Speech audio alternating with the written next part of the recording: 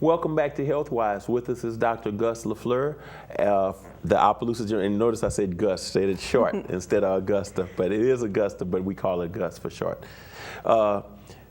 She's the ER director at Opelousas General Health Systems.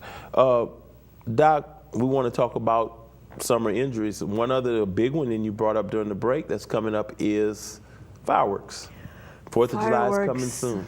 The dreaded fireworks. You know, every year we see at least 3 or 4 firework injuries, and most of them kids. Most, not always, but most of them. So, you know, we just really encourage parents to be very diligent because kids are kids and they do things that maybe aren't the best idea. Like we were saying, shoot each other with bottle rockets. We've all done it, but some people get really injured. And typically what we see most is burns. Burns of a hand, holding the sparkler, holding the firework in their hand and it goes off. Or unfortunately, sometimes worse, eye injuries, burns to an eye, and these can get pretty severe.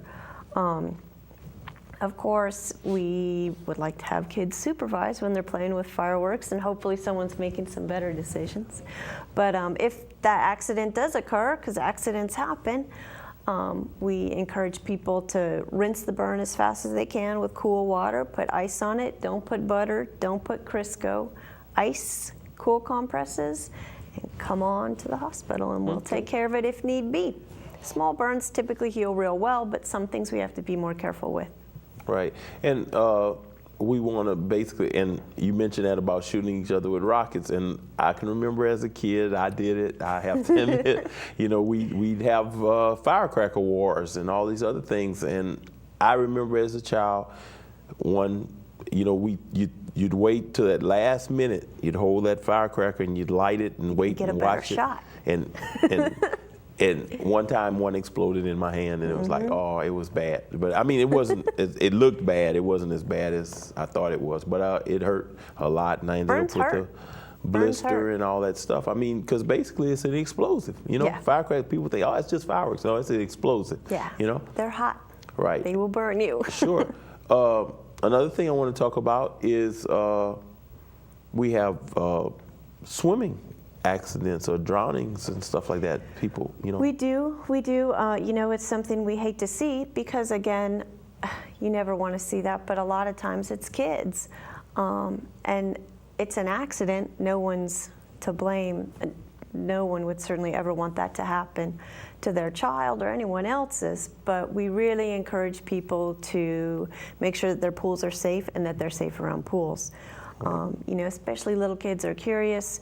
They're clumsy, they fall, they slip, and it can just happen in an instant. So we just encourage people to try to be real aware. And I would say too, and I'm sure you agree with that, is that everybody needs to learn CPR, because that's the most important thing, to start CPR as soon as possible. Yep. Because, absolutely. You know, and continue it until they get to the ER. You know, it makes their chances of survival a lot greatly better. Increased. Absolutely. Sure. One other thing we want to talk about is we have a lot of hunters in Louisiana, and snake bites. Nobody talks about snake bites. You know, do you get to see those? We see snake bites. We see snake bites. I think I've probably seen 2 or 3 snake bites this year already, and sometimes the snake bite ends up not being much of anything, and other times people get incredibly sick.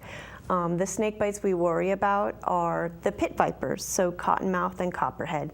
It doesn't matter which one it is. You don't need to bring me the snake. We treat them the same way. We do have antivenom at OGH that we can give. And supportive care. Sometimes this means giving the antivenom and watching and seeing what happens to the wound, how much it swells over time. And time being a few hours, sometimes it will progress so rapidly. And people can get very, very ill. They can stop breathing, they can go into kidney failure, it can cause a lot of problems. So oftentimes people have to be admitted to the hospital even for a small bite. Baby snakes are actually a worse bite than a grown-up snake. Really? Yeah, baby snakes aren't as good at controlling how much venom they squirt you with So they bite and blah, squirt all their venom. Bigger snakes, you're more likely to have a dry bite. But if you are bit, we encourage people to come in at least so we can watch you and make sure this isn't a dangerous pit viper envenomation where you're going to get sick. Okay, want to stress what Doc said. You don't have to bring the snake in. You don't need to bring the snake. And that's people that's do. a good point, because I think people have always had that assumption that you have to bring the snake in so they can know what venom, what antivenom. Don't need to know what kind of snake it is. The only venomous snakes that we need to treat around here have the same antidote. Right. So that's great. So no, and we've got about a minute and about a half left to go, and also I think spider bites too. And spider bites, yes. I also don't need the spider. Don't need it. And spider bites are tricky. We have a lot of staph infection of skin. We're humans. It's on us. It's around us. It's very common. It doesn't mean you're dirty or anything else. People often worry about that. Right. So if you have an abscess or a boil, it might be just an abscess. It might be just a boil. It might be a spider bite, but maybe not. We don't see many bad brown recluse type spider bites. We do see them, but not that often. Okay. So, you know, we know what they look like, and we get on top of it when we see them, but luckily we don't see them that often. More often it's a bug bite, a scratch, some little thing, and it gets infected. Okay. Much more common. Okay, Doc. Well, Doc, it was a pleasure having you on the show, telling us about some of the things that go on in the ER, and it's great to know that you're over there. So, hey, real knowledgeable and going to do a lot to help us if we need you. Thanks for coming to HealthWise, and welcome anytime. You're welcome. Thanks. And thank you for joining us on HealthWise.